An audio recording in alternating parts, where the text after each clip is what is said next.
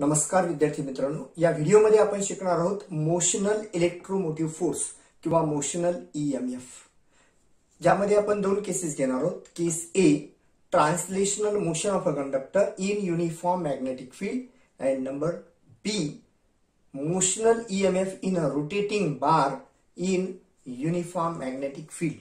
So let us consider the first case, translational motion of a conductor. त्यासाठी माझ्याकडे एक rectangular frame आहे ABCD. ही एका वायरनं बनलेली आहे आणि ज्याची साइड BC जी आहे ही मुव्हेबल आहे आणि BC साइडची लेंथ आहे स्मॉल l आणि ही फ्रेम मी ठेवलेली आहे एका ट्रान्सवर्स युनिफॉर्म मॅग्नेटिक फील्ड मध्ये. या ठिकाणी जे क्रॉसेस तुम्हाला दिसत आहेत, ह्या क्रॉसेस म्हणजे लाइन्स ऑफ फोर्स आहेत, जे आहेत perpendicular to the plane of this rectangular frame. अशा प्रकारे जी पेन मी दाखवत आहे हे आहेत transverse lines of force of the magnetic field.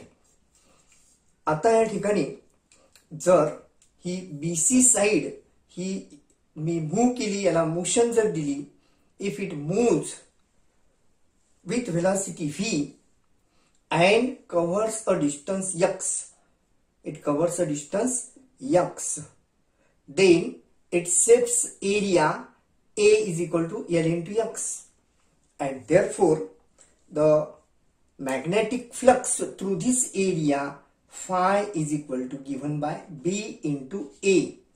Phi means magnetic flux. या पूर्वीच्या व्हिडिओमध्ये मॅग्नेटिक फ्लक्स म्हणजे काय हे मी तुम्हाला सांगितलेलं आहे. The phi is equal to B into A, or it is equal to B into area of this side BC when displaced through distance x. म्हणजे ही BC साइड v इतक्या वेलोसिटीने x इतकं अंतर कापल्यानंतर जो एरिया तयार होतो तो एरिया म्हणजे हा A आहे. तर area of the rectangle is length multiplied by breadth, that means L into x. Now we know that E is equal to minus d phi by dt, or it is equal to d dt of BL into x, or it can be written as B into L dx by dt, because B and L are constant. And we know that dx upon dt means velocity. Therefore, E is equal to minus B into L dx upon dt is V. E is equal to minus BLV. So, this is called as motional electromotive force or motional EMF in a straight wire moving or straight conductor moving through uniform magnetic field. आता आपल्याला माहिती आहे की जर हा straight conductor uniform magnetic field मधून move केला तर त्यामध्ये EMF तयार होतो, आणि due to this EMF there is a motion of charge through this circuit ABCD. तर ह्या BC ह्या साइड मध्ये EMF तयार झाला आणि त्यामुळे ABCD मध्ये करंट तयार होतो, म्हणजे चार्ज मूव्ह होतो, आणि हा moving charge placed in the uniform magnetic field is acted upon by Lorentz force given by F is equal to Q V cross B. Vector F is equal to Q V cross B, or it is equal to Q V B sin theta. F is equal to Q V B sin theta. Now,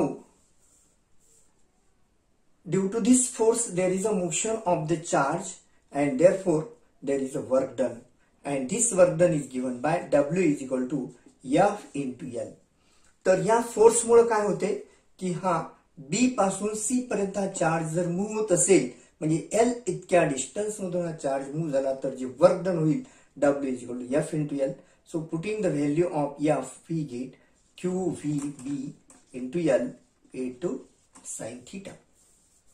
Now, EMF is given by E is equal to W upon Q. Work done to move unit positive charge from one place to another place is called as electromotive force, or it is called as potential difference. So putting the value of W, QVB L sin theta divided by Q, QQ cancels, and we get E is equal to BLV sin theta. Now the value of theta may be ranging from 0 to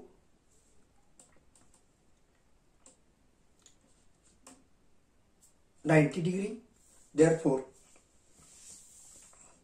the value of E is maximum when sin theta is equal to sin 90 is equal to 1.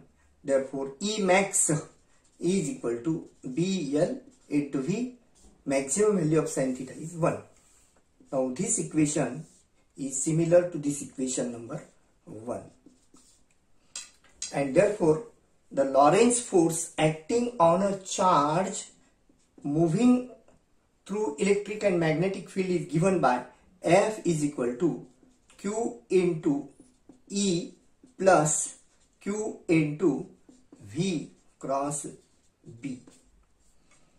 From this discussion, it is concluded that whenever there is a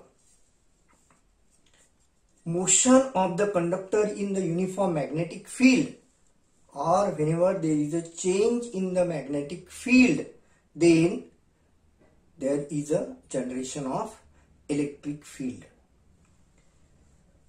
आता ह्या थेरीवर आधारित आपण एक numerical example solve करूया.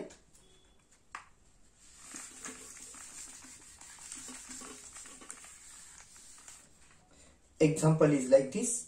A horizontal wire 20 meter long and lying east-west falls with a velocity of 10 meter per second normal to the Earth's magnetic field of 0.5 into 10 raised to minus 4 Tesla. What is the magnitude of the induced EMF in the wire?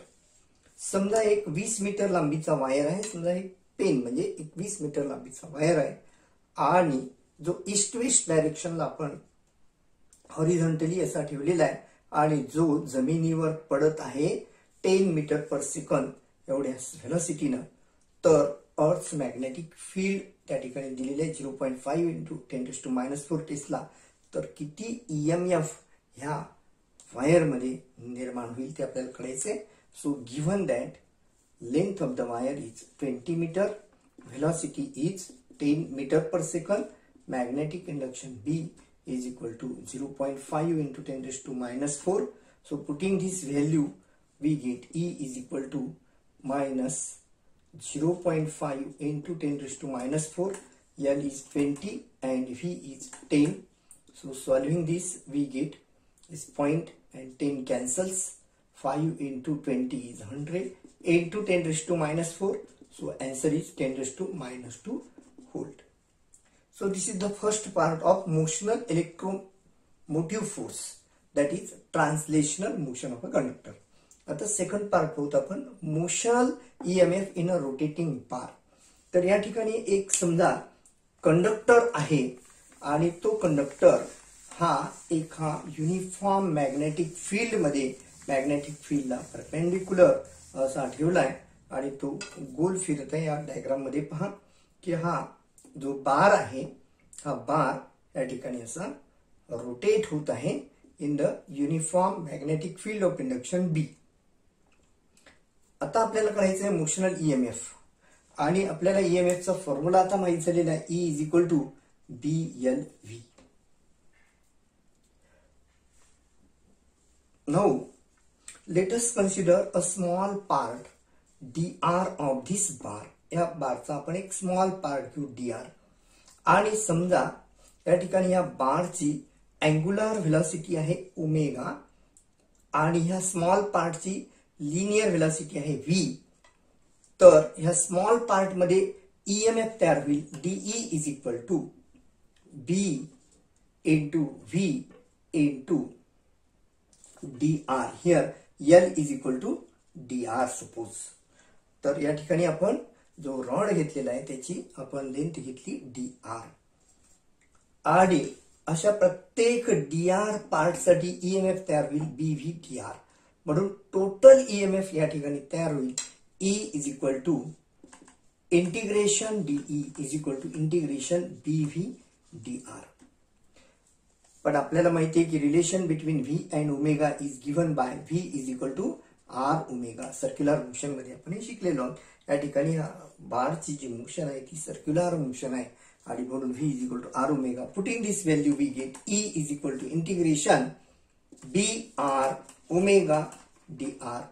Now B and omega are constant taken outside the integration, and integration of dr, value of r changes from 0 to L. म्हणजे dr ची कमीत कमी value असेल 0 आणि जास्तीत जास्त असेल पूर्ण रॉड ची length L. So solving this we get B into omega. Integration of r dr is r square by 2, limit from 0 to L. So we get 1 by 2 B omega into r square, limit from 0 to L. So using the formula upper limit minus lower limit, we get 1 by 2 B omega into L square minus 0, or E is equal to 1 by 2 B omega L square. So this is the EMF in a rod rotating in the uniform magnetic field. यावर आधारित आपण numerical घेऊयात. A metallic rod of length 0.3 meter is rotated about one end at a constant 6280 radian per second speed in a plane normal to a uniform magnetic field of induction 5 into 10 raised to minus 5 Tesla. Calculate the EMF induced between its end. तर या ठिकाणी एक rod दिलेला आहे. या रॉडची length आहे L is equal to 0.3 metre आणि हा रोटेट होत आहे कॉन्स्टंट अँगुलर स्पीड न. Omega is equal to 6280 radian per second आणि मॅग्नेटिक फील्ड दिली आहे 5 into 10 raised to minus 5 Tesla. So putting the values we get value of B is 5 into 10 to the power minus 5. Omega is 6280. L is 0.3. L square is 0.09 divided by 2. Now solving this we get E is equal to 1.413 into 10 to the power minus 2 volt.